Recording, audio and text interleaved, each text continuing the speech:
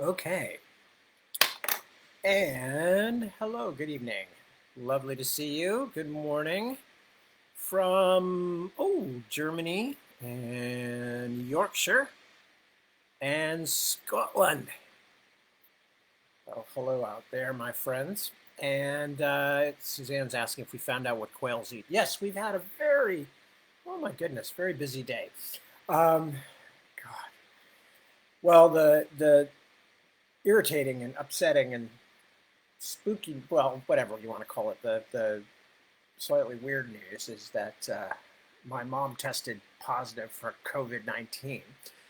That said, she seems to be fine at this point, largely asymptomatic, and as far as we can tell, everything's okay. She wasn't feeling that bad, but she was feeling some shortness of breath. So she went in and got checked at the local emergency room or whatever, and they told her that she, but not my dad and not some other family members who were the closest ones who might have been in touch, um, they all tested negative. My mom's tested positive. So fingers crossed. I think she's going to be okay. She doesn't seem to be showing any of the not absurd, sorry, the extreme symptoms. And she seems to feel pretty good. But so that was one of the strange things. And then in the middle of the afternoon, as I was dealing with other things, we we found a bunch of quail babies, four of them, in fact, who seemed to have gotten out of their nest or whatever and were very little, very young, barely walking um, when we found them. Looked quite exposed and cold, and the parents were in the area. We could hear them, but they wouldn't come. We kind of picked them up and put them in a safe place where the parents could get to them, and waited about an hour or something. And the little birds did not look good, even though we didn't go back and check them for a long time. But when we did finally, they didn't look well, and the parents had never come. So we had to gather them up and bring them in. And currently, our daughter is sitting in the bathroom, bird sitting them. If she opens the door at some point, you may hear them because they certainly perked up since we got the heat lamp on them, and they're cheeping loudly.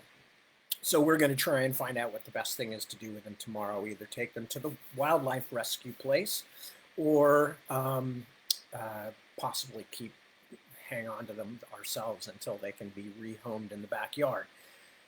I hope that whatever happens, obviously, I would like them to get back into their environment. We don't really need four new pets. We certainly don't need four wild animal pets, because wild animals, as most of you know, do better in the wild. So that's what we're working on. So anyway, so that's been some of the excitement around here. Otherwise, things are pretty much as they have been, working, hanging out, staying in touch with various folks, worrying about our friends and family and people who have health problems and all kinds of things, some of which have nothing to do with COVID-19. So we are staying involved with the world despite our pandemic separation. So all that said, I am here. I'm well. My mom seems to be well. The baby birds seem to be well. So, everything is going as well as it can at the moment. And so I am going to, as I have been doing for quite some weeks now, I am going to be reading. And what I'm going to be reading tonight is more of Caliban's Hour, which before I start, I will give you a brief précis to catch you up on where it is if you've missed the earlier two readings, because I think this is the third week we've been reading it. Wow. I've been doing these Sunday daytime or evening time and Sunday early morning time readings, especially the Sunday evening ones now, for quite a while. I can't keep track, but it seems like it's been 10 or 12 weeks. So it's very interesting. I didn't really think about how long this was going to go on when I started. Not that I'm having a problem with it or anything. I'm rather enjoying it. I hope you are too. But I definitely have gotten to the point where I've read most of my cheerful short stories, and I'm going to have to read longer fiction and maybe some scary, ugly ugly, scary kinds of some of my horror stories. But there are other things to read too. So anyway, what I am reading from in this particular late night for me segment is from my book Caliban's Hour, which was published in '94 and was commissioned originally by my wife Deborah when she was still the publisher, editor, and publisher of the Legend science fiction and fantasy line in England. And so it was going to be part of the Legend novellas, and then that kind of vanished when she left the company. But the story had already been sold, and it was published by her successor, John Gerald. And but by itself, and not as part of a Legend novellas or anything like that. Anyway, so the story, for those of you who are coming in new, and for those of you who aren't, I'll keep this brief. The story is based on Shakespeare's play The Tempest, which is about Prospero, the magician, who has been driven out of his own dukedom and has been driven away and cast away on this deserted or semi-deserted tropical island, and with his daughter, little daughter Miranda, who grows up there, spends most of her life there. And in the play, the only company that he's had has, besides Miranda, has been the spirit Ariel and Caliban, who is an anagram for cannibal, and is a really interesting insight by Shakespeare into the nature of what was to come in terms of colonialism and the expansion of European power into places it had not been before, and the interaction with other human beings that would happen there. So even though Caliban is technically a villain in the play, there's a lot of real smart understanding by Shakespeare of what the problems were going to be of this new world that was just being discovered, and discovered in quotes at that time. And so the first thing that Caliban says to Prospero in the play, although obviously Caliban has been Prospero's servant and even maybe slave for some time, he says, "This was my island once." And that is, of course, the crux of the entire issue of colonialism and everything else is, we didn't discover, we meaning the European people who came, we didn't discover places that were empty. We discovered places where people already lived, and we basically treated them as annoyances or curiosities or whatever, but we didn't really treat them the way that we treated other European type people. So anyway, so that's the play, and then it's how Prospero and Ariel the Spirit arrange the shipwreck of his actual enemies, the people who stranded him there, and what happens to them, and him getting his revenge, and Miranda falling in love, and all that kind of stuff. But I was always curious about Caliban. Like, what happens after the end of the play? Because at the end of the play, Prospero and Miranda and all these others go back to Europe. And whatever happened to Caliban? So the novel, my book, is basically a prequel and a sequel. It starts out as a sequel because 20 years later, Caliban comes back to Naples, finds the now middle-aged Miranda, says to her, I'm going to kill you for what you and your father did to me. Your father's already dead, so there's nothing I can do to him. But you are going to suffer for what he did. But first, you're going to hear the whole story tonight before anybody comes to save you. And then he begins to tell her his story. And his story, of course, is in prequel territory to The Tempest. And he tells her of how he was growing up on this island, had no language because his mother was mute. She was a witch, supposedly, who'd had her tongue cut out by the villagers before they set her adrift. And she wound up in the island before Prospero and Miranda ever got there, with a baby in her stomach who turned out to be Caliban. So Caliban is telling the story now of his life, and specifically after having encountered and then killed a feral pig who frightened him and obsessed him. At that same point, also, he sees two other human beings for the first time, which is Prospero and Miranda, coming ashore. And that's where I'm going to start tonight. And I'll read another 30 pages or so, depending on how long it takes us. So anyway, back to Caliban's hour. I was frightened on the day of your coming and knew it. I was less aware of how lonely I was. My mother died suddenly, as you know. She was greedy of her food and free of the need to speak or even listen. Let nothing interrupt her when she was filling her mouth. But as I learned from hard experience, she still could communicate perfectly well in her own way, even while chewing.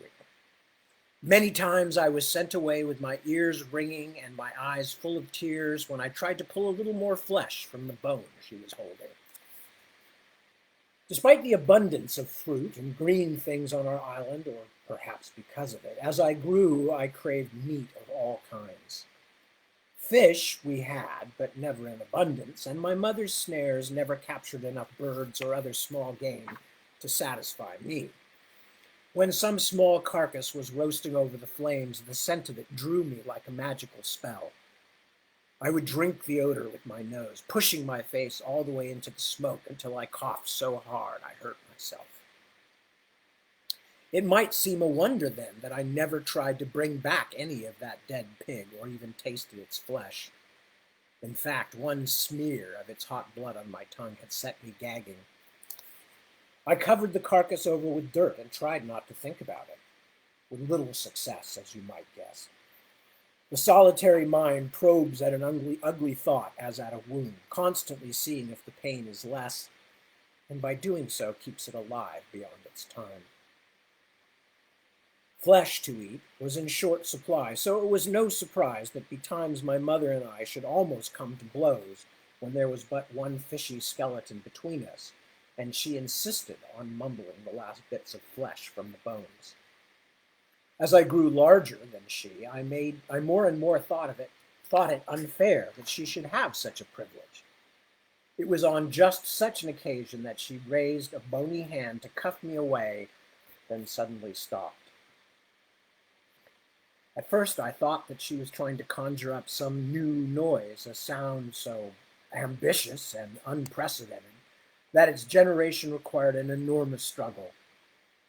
She rocked back and forth, waving her flexing fingers as though they were burnt, then staggered onto her feet. Her face contorted into an astonishing succession of masks, then began to turn dark as though some internal light flickered and failed. She reeled, clutching at her throat, and fell. What did I do?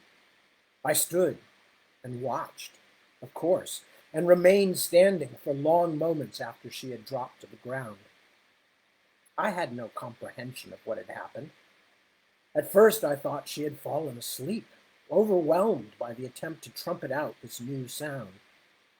When after a short time she had not moved again, I went and touched her gently, for on the few occasions of fatigue or illness when she had slept later than I, she had proved rather unpleasantly that she did not enjoy being awakened. But she did not wake this time, nor did she move again. Slowly, wretchedly, I began to perceive the truth. Just as quickly as that, I was alone. The only other person I knew, the only other human creature in my life, was gone. No, it was worse than that, if such a thing is possible. Not only my sole companion, but my only God had died. That is something no one but me can ever understand. The utter loneliness, the abandonment, the sudden and shatteringly fearful emptiness of my universe.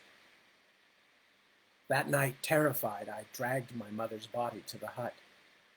Already she had grown cold, but I wrapped us both in my mat of soft reeds and held her until dawn, trying to bring back the warmth.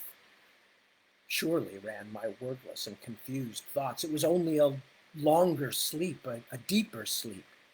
Surely in the morning I would feel her bony fingers tugging on my ear to awaken me. It would be just like any other day, and the previous night would pass into my memory as merely one more of my mother's oddities. I lay trembling, cradling a corpse, and strove to reweave the fabric of reality by force of will. But when I awoke, she was cold and unmoving, though her eyes were still open. When I touched her, searching for the reassuring throb of the vein in her neck, a drumbeat that had lulled me to sleep throughout my infancy, I felt instead the horrid distension of her throat, the fatal shape of the bone lodged there. Much of what happened next is lost to me. I know that I stumbled up and down the beach, keening at the sky, which did not seem to know that the world had ended. I know that I ran in the forest until my feet and hands and face were bloodied by rocks and whipping branches. I seem to remember spending an entire night shivering, submerged to my neck in a stream, but it is all a smear of sound and vision, of alternating light and shadow. It might have been days that I lived in madness. At last I returned to my home. My mother was still there, although the passage of time had drawn her body into a strange posture, bending her double as though she struggled to sit up. Her lips had pulled back from her broken teeth. She might have been crying for me, or laughing at my foolishness. I could not bear to look at her, but neither could I think of what to do. For another few days I lived on the beach and avoided the camp, going through the motions of life, eating, sleeping, fetching water from the stream, circling at a great distance around my mother's remains, but unable to so easily avoid the gaping emptiness. Let me start that phrase again. Circling at a great distance around my mother's remains, but unable to so easily avoid the gaping emptiness that had been her centrality, her omnipresence, her motherness. But I sensed that I could not go on that way forever. Even an animal, which was what I was at that moment, knows when it is injured it must heal itself. Something had to be done so that I could live again. And even worse, she was beginning to stink. Hoping for some clarity, some contemplative stillness far from the horror of our camp, I at last made my way to the valley in the shadow of the ancient pine, but this time the presence of the tree brought me no stiffening of my resolution. Instead, I seemed almost to sense the spirit of the thing gloating, as though something long hoped for had occurred. It made me queasy, and I swiftly quit the valley once more. The only thing I could think of was the sow down in the hole, and how it had eased me somewhat to cover her with dirt. Thus I spent the remainder of that afternoon digging a similar pit for my mother. Experience had taught me that the sea's relentless fumbling soon exposed any bones of fish or fowl we buried on the beach. So I made Sycorax's grave at the edge of the forest, digging with my hands until my fingers bled and the sweat drizzled from me like rain. When I had finished, I wrapped her in the mat so I could carry her, then tumbled her noisome body down into the depths. The memory makes me shudder even now, and quickly covered it over. I knew no prayers, obviously. I did not even know that such things existed. If my mother worshipped Setebos, as your father claimed, she went to him unshriven. I knew nothing of what the dead might want. I was myself just another empty hole. And this next section, forgive me, I've got it, it's just under my nose. And this next section is called Two Dancing Puppets. How can I make you understand what I felt when my mother died? Your own mother died at your birth. You did not know her, Miranda. And with all the suffering of your solitude, you always had Prospero, your father, the foundation on which your life was erected. Also, even in your island exile, you knew there were other people in the world, some who had been kind to you, even loved you. But I had only that mad old woman. And when she was taken from me by a fishbone, I had less than nothing, for I could not conceive of there being anything else remotely like me. The island was my world, and I knew as no other person knows that the world was empty of human company. As if to prove your father's assertions of my bestiality, I did survive. Despite the howling emptiness, the speechless grief, the madness of my solitude, I lived. I do not know why. Life is a tenacious thing, Miranda. You have seen a fish flopping on stone an impossible distance from water, but still squirming and struggling toward redemption. That irreducible atom of life within us all is fierce. Ah, there is a miracle greater than any other your God is deemed to have performed. That something inside us should live, and living should struggle against the inevitability of death. So, just as my mother had spent her last moments trying uselessly to disgorge the bone, I strove to keep myself among the living as well. Perhaps if I had received the benefits of civilization, I might have conceived the idea that dying myself, I might join my mother and end my loneliness. But in truth, I did not perceive that the thing that had happened to her might happen to me as well. How could the world end? When I was frightened, as when the sow attacked me, I was afraid of painful injury, of being separated somehow from my mother and the things I knew, but the idea of a final ending could not occur to me, let alone an ending that I could effect. And even if such an idea had come, I do not know that I could have accomplished it. As I said, Miranda, the spark of life, that monad or divine breath or whatever it might be, is fierce. It is stubborn even in the face of indescribable horror, and I am the living proof. Has ever a creature been as cruelly deserted as I? And not once, but twice. Your father considered me little more than an animal, and that is the way he lured me, with food and soft words. It did not take him long to find my hut, and that is where he made your first camp.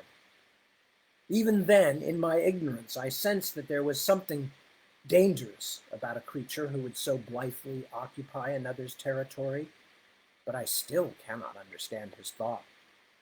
Could he, who himself had been driven from Milan by a usurper, not see that he did the same? Or was his talk of justice always deceitful? Perhaps he knew on that very first day that he would take me and tame me, then use me. Certainly, my mother's hut was only the first of the many things he stole from Caliban. I should have run. I should have fled to the far side of the island or into the hills. Neither you nor your father, with your city's soft muscles, could have followed me there. I could have stayed free a long time, perhaps forever. But I was lonely, Miranda. Twice since my mother's death, a dusting of snow had come to the high peaks, and the days had shrunk to their shortest duration. 2 years of solitude had passed before your boat grounded upon my island. I was lonely. So he lured me. He put sweetmeats on a flat leaf and placed them in the shade at the forest's edge so that I could take them without needing to approach too closely. There he failed because those dainty things, concoctions of honey, nuts, and spices, carefully packed for you by some snuffling cook, some obedient in the blood house slave, those little civilized trifles which had come so far across the water, smelled nothing like food to me at all. They were muskily unfamiliar, as unappetizing as stones dipped in strong perfume would be to you. I would not take them, not even touch them. But even as I grimaced from my leafy retreat at those strange offerings, the smells of fish wafting over from your camp or once even a roasting deer crackling in its fat tormented me. When he saw I did not accept the sweetmeats, Prospero tried other things, mangoes and pears and pomegranates, the largest and most succulent he could find, he left for me on a rock in the shade at the edge of the trees. But I could find fruit any time I wished. Even in my wretched orphanhood, I was not ready to sell myself so cheaply. And even as I played at my disinterest, even as I searched for and discovered 100 little omens, 1,000 unvoiced superstitions against taking your father's gifts, I was fascinated by the new arrivals. I dimly sensed that you might somehow be creatures like myself, although my total experience of humankind had only swelled from 2 to 4. But I was not entirely sure. Where my mother had perpetually worn her shapeless frock of flapping black, and I myself wore nothing or next to nothing, you and your father seemed to change constantly. When first I saw you, little Miranda, you wore the rags of your castle finery. Other days your father let you run along the edge of the surf wearing little more than a thin shift stuck to your small, cubbish body by the wet spray. And Prospero sometimes doffed his black robes to reveal beneath them breeches and shirt of startlingly colorful design. Once I even saw him stripped to his waist to dig a trench. The tufts of hair on his chest were as ash gray as his beard. Changing, changing, like birds or snakes, you molted and then renewed yourselves with astonishing frequency.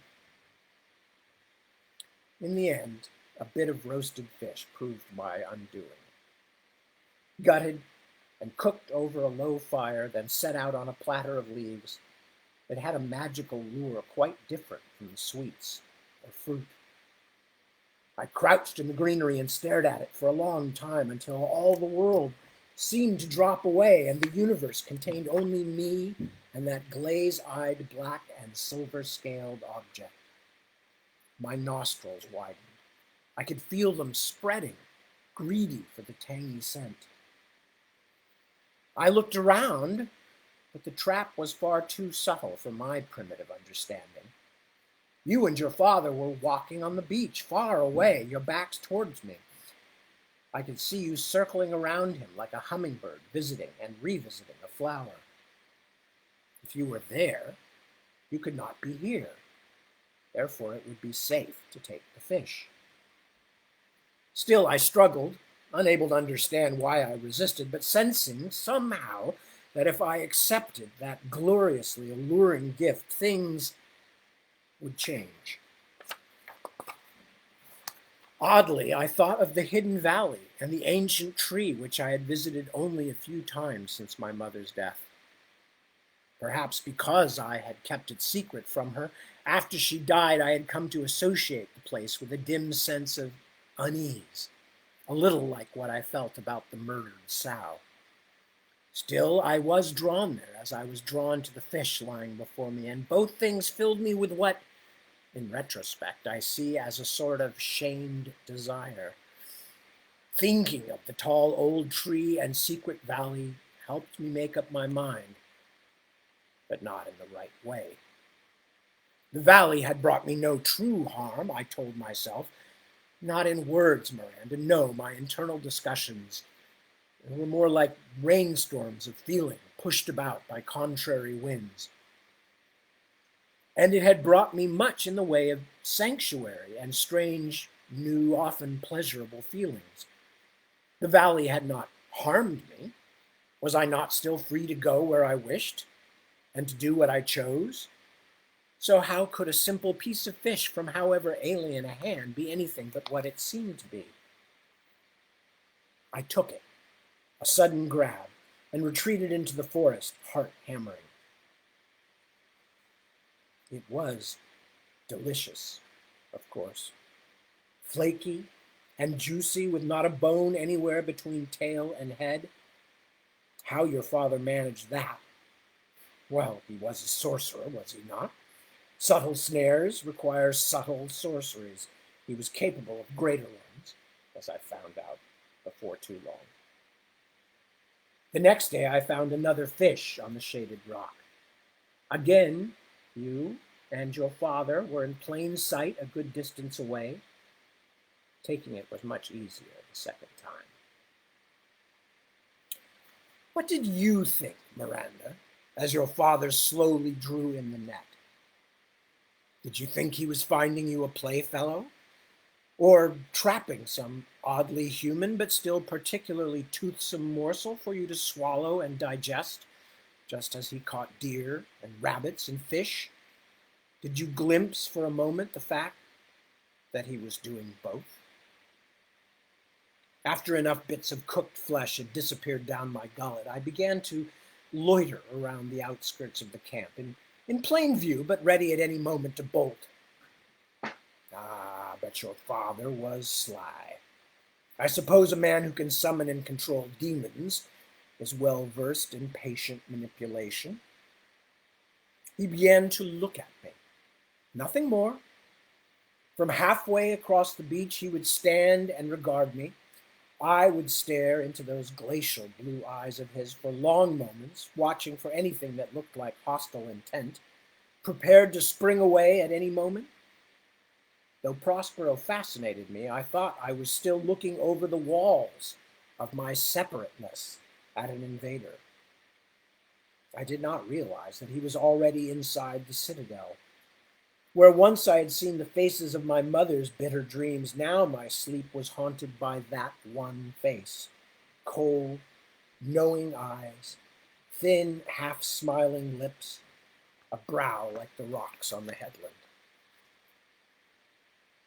One morning, when the sun was still only aglow behind the eastern hills, he came to the edge of the forest. He sat on the ground with his back to the trees and waited. I ventured closer, soundless as a caterpillar, but he knew I was there. Slowly, with a calmness meant to soothe my animal fears, he began to move his hands before him. Intrigued, but blocked by the long, thin shape of his back, I eased along the forest fringe until I could see what he was doing. With a bowl full of water, he was moistening the fine dirt. As I watched, he began to form the mud into small, round shapes. Ah, your father's hands, his long, capable fingers. I watched them open-mouthed as they squeezed and patted, smoothed and shaped with a dexterity I could not understand. So different was it from my mother's crabbed twitching.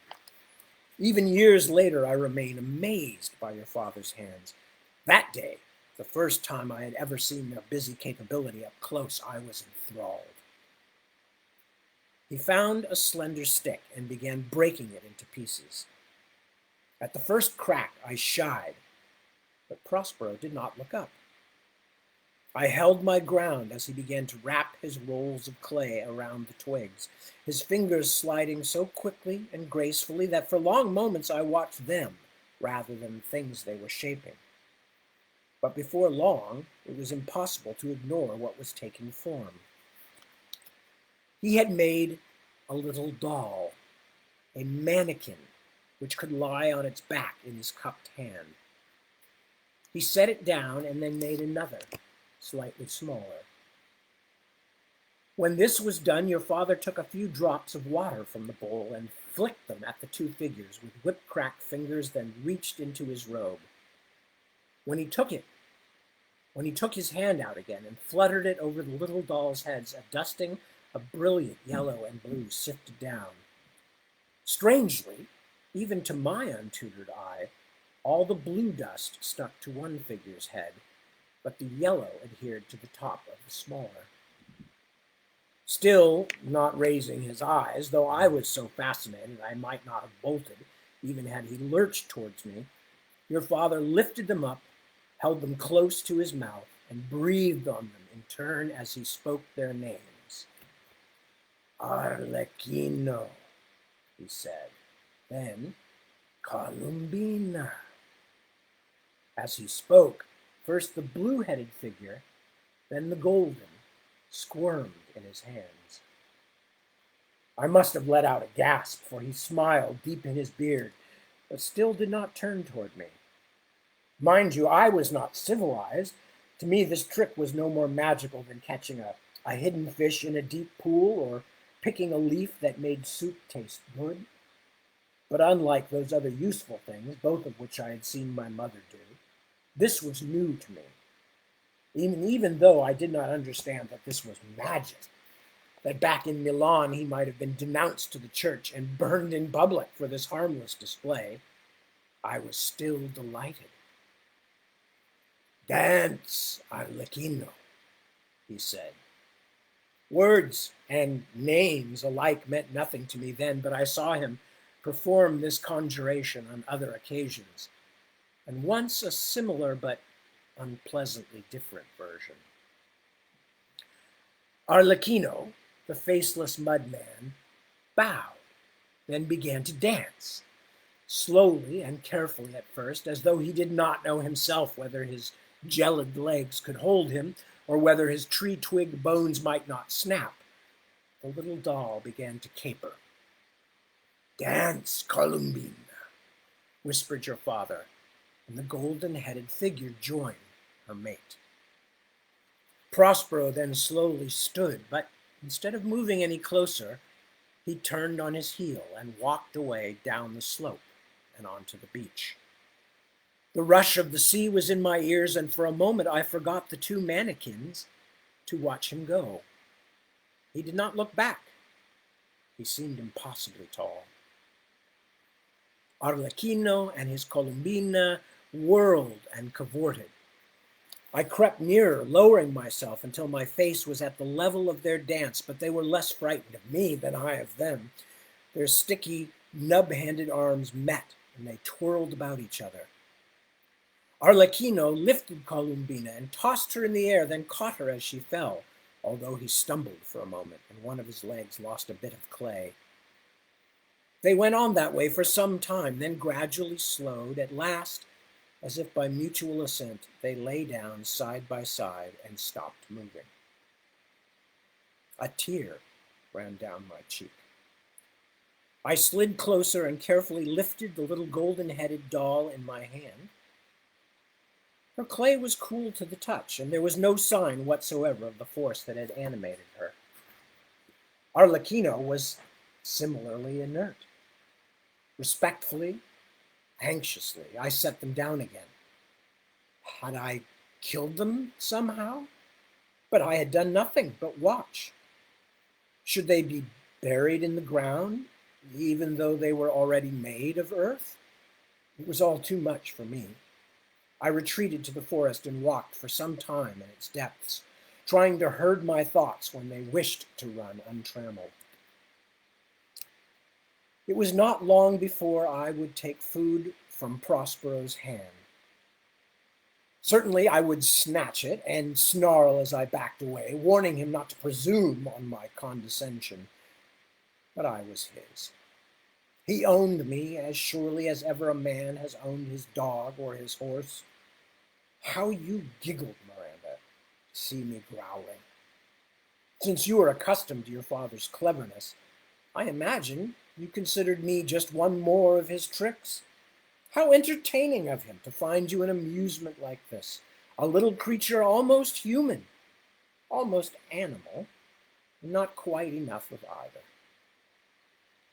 When the glare of your father's regard did not blind me completely, I could see you too, Miranda.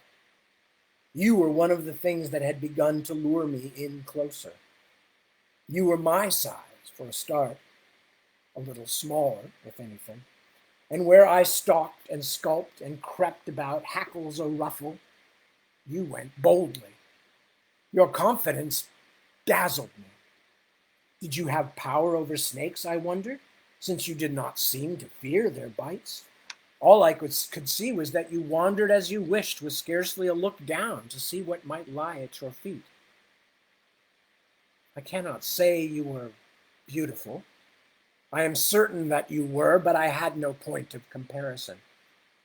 All I can remember is that I thought you almost as strange as your father but far less frightening.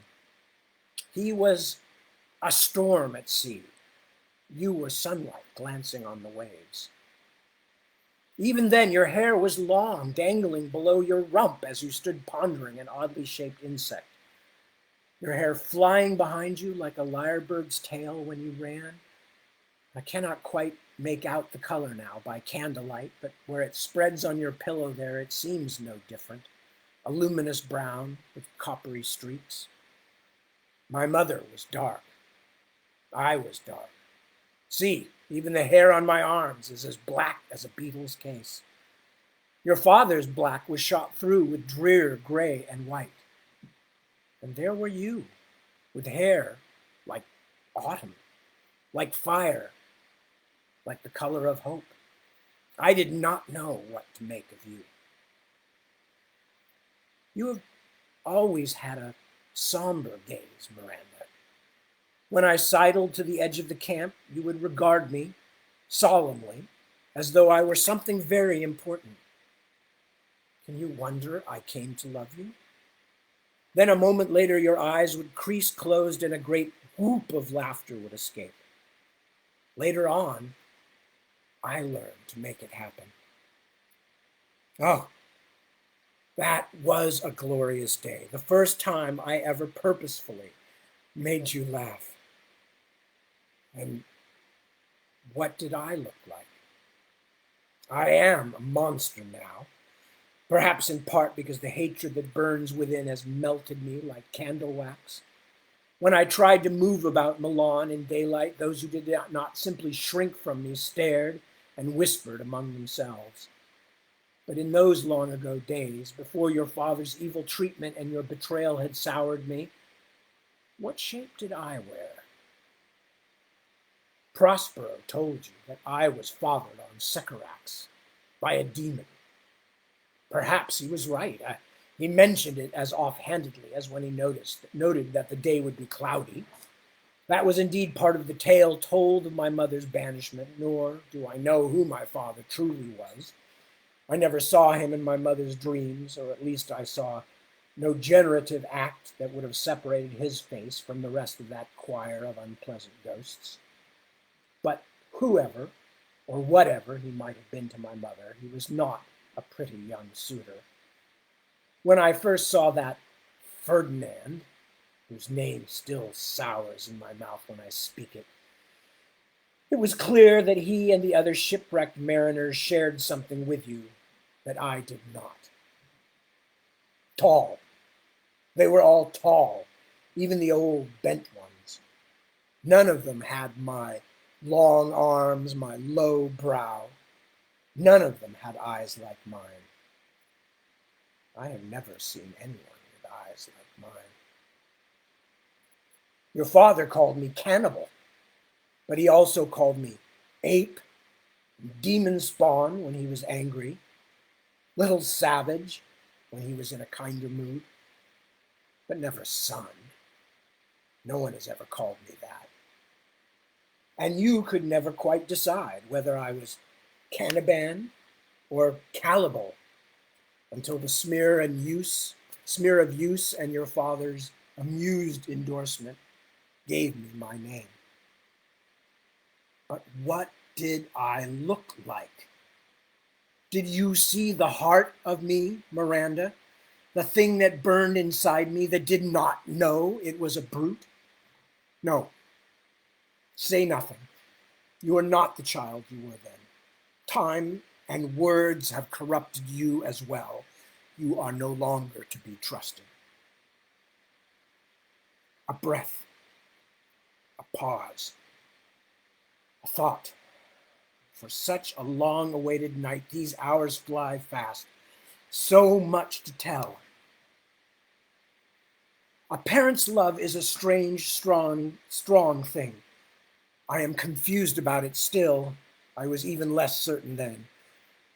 The more I was dazzled by the attention of Prospero, the more I came to pine for the simpler attentions of my mother. Yes, she had smacked at me and then clung to me in irritating alternation.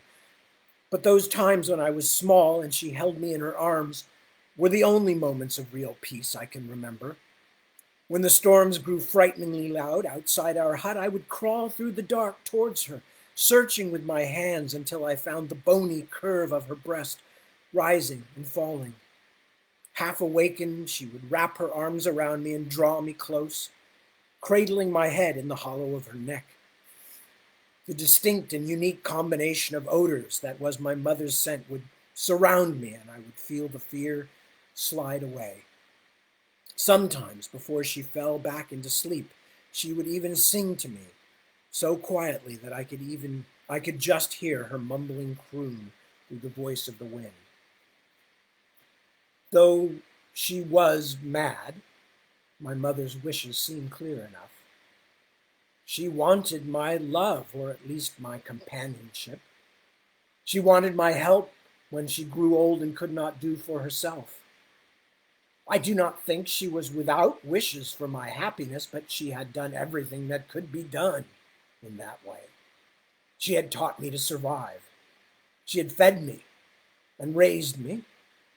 She could not find me companions or a mate and could only ease my loneliness with her own presence. I wonder whether she would have done anything differently had she known how soon I would be left completely alone. But Prospero's goals, I still do not understand. He tamed me, yes, like a dog that he needed to guard his campfire. But if all he wanted was a cur, why did he teach me to speak and even to read a little? If he needed me to understand him so that I could be a better slave, why point out the stars to me? Was he interested in the limits of my half-humanity? Was I another experiment, like the alchemical ponderings that had so captured his interest in Milan that he was oblivious to his brother's plotting? By the middle of the first year after your arrival, I was coming to the camp each day as though it were my home again, although I was still too skittish to sleep within reach of what were still frighteningly unknowable strangers. And each day, as Prospero drew me further into his web with food and small kindnesses, he threw me scraps of learning with the bits of meat. I had come to understand that Miranda was a sound that was particularly you, although the concept of a name was a little longer in coming. I did not know it, but with the first word I learned Latin as well as Milanese, for you were indeed something admirable, something to be wondered at. Although I was shy, I was besieged by a feeling too inchoate to be called love, but too all-pervasive to be called mere interest. As overwhelmed as I was by Prospero's attention, still my interest in what he showed me would wander if you were too far away. I wanted to be with you, and only when you were nearby could I give myself over completely to his lessons. At first I thought his name was Father, since that was what you called him. But when in my earliest attempts I called him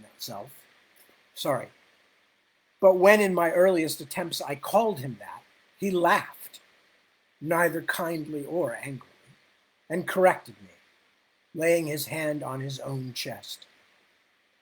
Prospero, he said. Later, when I had grown man-sized and strong, it would be Master. Those were splendid days that first year. Although I did not know the word and just barely understood the principle, I felt myself part of a family. I missed my mother, and I was still often frightened to be among creatures so similar and yet so different from myself, but I also felt connected to something I had been missing all my life. My mother had been too close to me, too much a part of me, and I far too much a part of her, to give me real companionship, though the loss of her was horrible. And compared to you and your father, she did nothing. Her every day was a duplicate of the one before. But between Prospero's odd interests and your far more joyful explorations, Miranda, every day now promised something new. One evening, I fell asleep beside the hut. You and I had spent a long afternoon pulling crabs up onto the high part of the beach, then watching them hurry back to the rocks at the water's edge, which contained their comfortable tide pools. We had even chosen favorites. We raced them against each other, laughing and stumbling along beside them as they bustled sideways towards safety. When we came back to the camp, Prospero had lit the fire, and he gave me a great piece of roasted coney to eat. Weary, happy, overmatched by the day's wonders, I drowsed beside you. When I woke, it was morning. A moment of animal terror at my vulnerability quickly dissipated. No one had harmed me, or seemed to intend doing so. Prospero was out walking in the forest, gathering mushrooms. You were splashing in the surf, and when you saw I was awake, you called to me, laughing. My new name in your mouth, and me, myself, reflected in your eyes. Happiness as bright and seamless as the bowl of sky overhead. Later that day, almost vibrating with the thrill of acceptance and the relief at finally letting the better part of a year's watchfulness go slack, I climbed the hills to the thorn hedge and my secret valley. For the 2 years from my orphaning until Prospero's boat ran onto the beach, the tree and the strange feelings it gave me had been the closest thing to companionship I had known. Now, elated, I wished to share my excitement. Also, in some way, I wished to tell the tree that I had allies now. My feelings about the ancient pine had always had something of rivalry and distrust in them, and I had never been able to ignore its aura of power.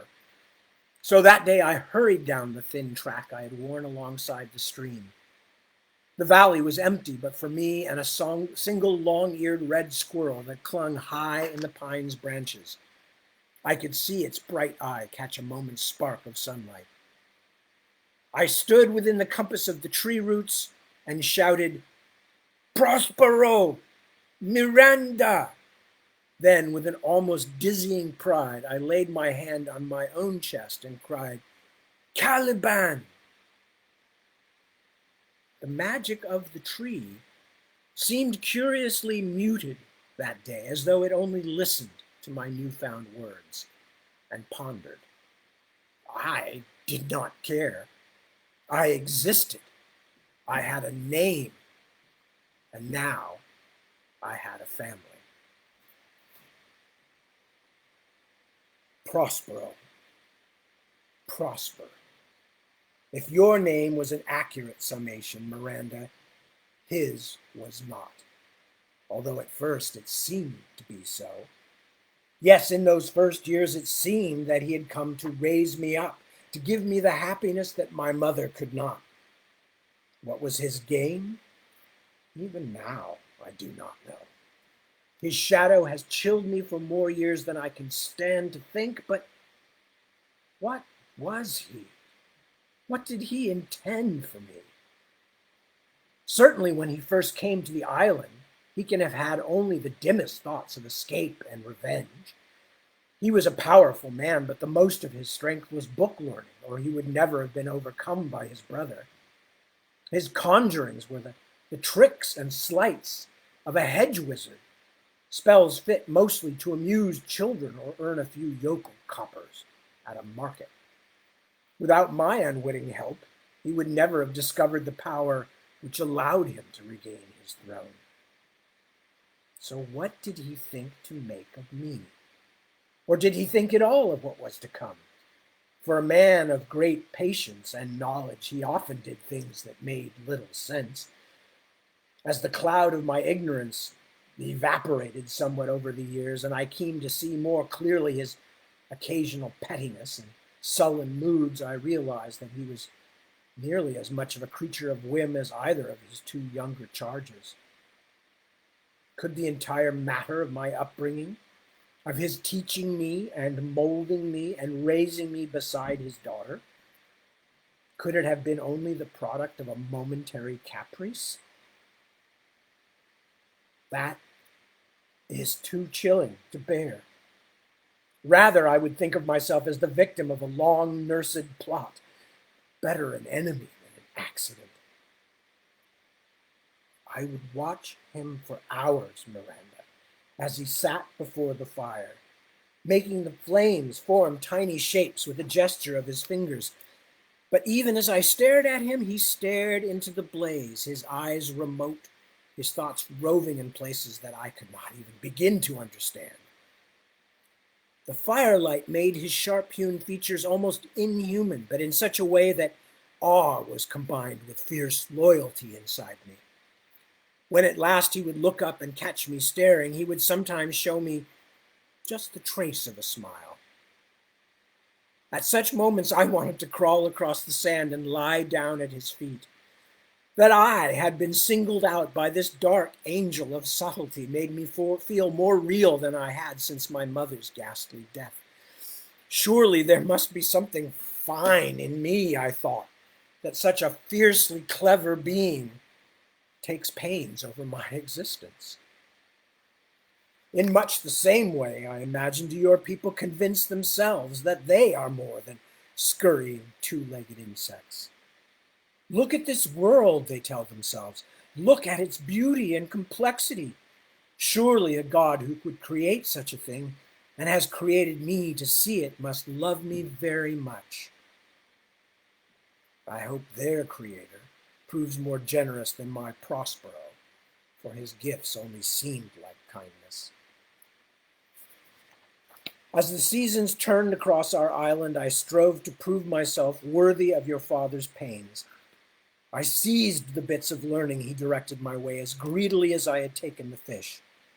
I spent hours reciting the names of the objects around me, never realizing that although it seemed to me that a new world was opening, it was only because with those names, with all those words, my own world was growing ever more distant.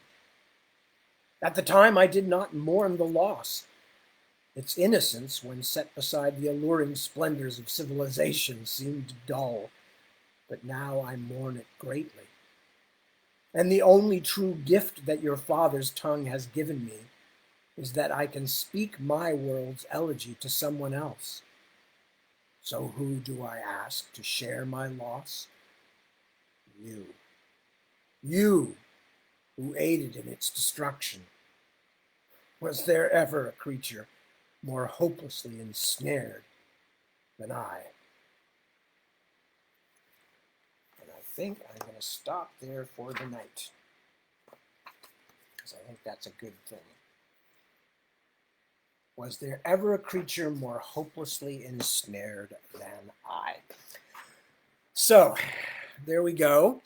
It is a very late, almost approaching 3 o'clock in the morning here, and the quail babies have finally gone silent. They're in the bathroom at the moment to keep them separate from the cat, who, although she's very plump and very lazy, still, you don't want to push your luck. So the birds in their bird box and their heat lamp and everything else are locked in the bathroom for the night.